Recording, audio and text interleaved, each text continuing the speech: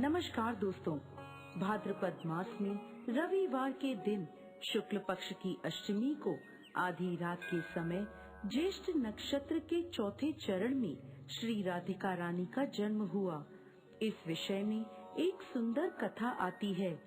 एक समय महाराज वृषभानु स्नान करने के लिए यमुना नदी पर गए। आसपास का वातावरण शांत था। मंद गति से सुगंधित वायु लहरा रही थी। चिड़ियाओं की मधुर आवाज के बीच में महाराज वृषभानु ने एक सुंदर दृश्य देखा। उनसे कुछ ही दूरी पर यमुना नदी पर एक सुंदर स्वर्ण कमल का पुष्प तैर रहा था।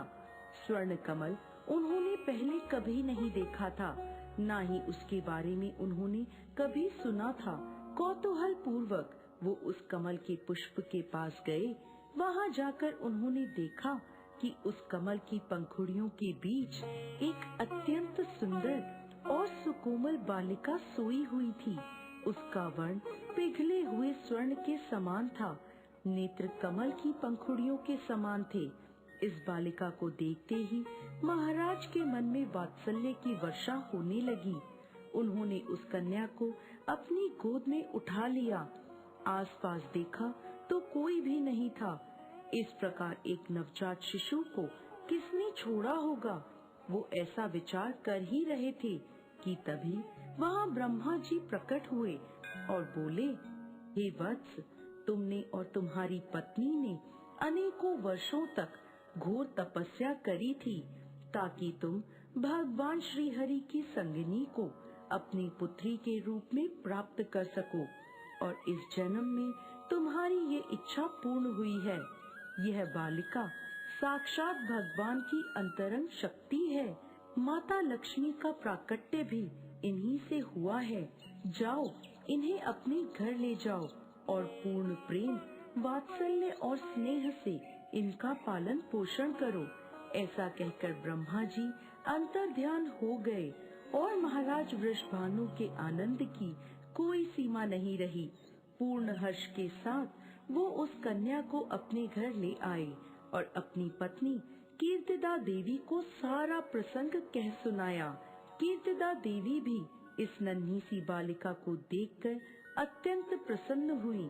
बीतते समय के साथ राधिका रानी का सौंदर्य चंद्रमा की कलाओं के समान बढ़ने लगा। जो भी उन्हें देखता वो बस देखता ही रह जाता।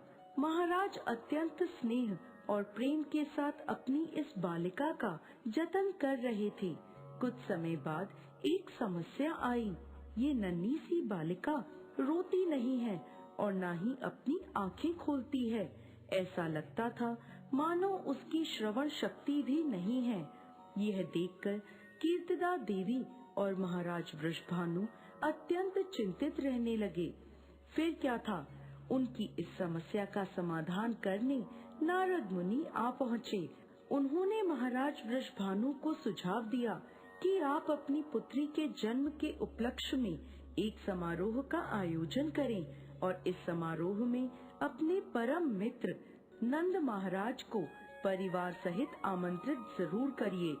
फिर क्या था, समारोह के आयोजन की तैयारियां होने लगी। नंद महाराज को विशेष आमंत्रण भेजा गया। अपने मित्र के निमंत्रण को स्वीकार करते हुए नंद महाराज, यशोदा मैया और नन्हे कान्हा बरसाने आ पहुँचे। नन्हे कृष्ण को पता था कि उन्हें क्या करना है और कहाँ जाना है। अपने घुंघरू खनकाते वो सीधे राधा रानी के पास पहुँच गए। जैसे ही श्री कृष्ण ने पालने में सोई हुई राधा रानी की ओर देखा तो उनकी सुगंध से राधा रानी जान गई कि उनके प्राण प्रिय श्री कृष्ण आ गए हैं। अत्यंत हर्ष के साथ उन्होंने अपनी आंखें खोली और सर्वप्रथम भगवान श्री कृष्ण का दर्शन किया और थोड़ी ही देर में वो रोने लगी।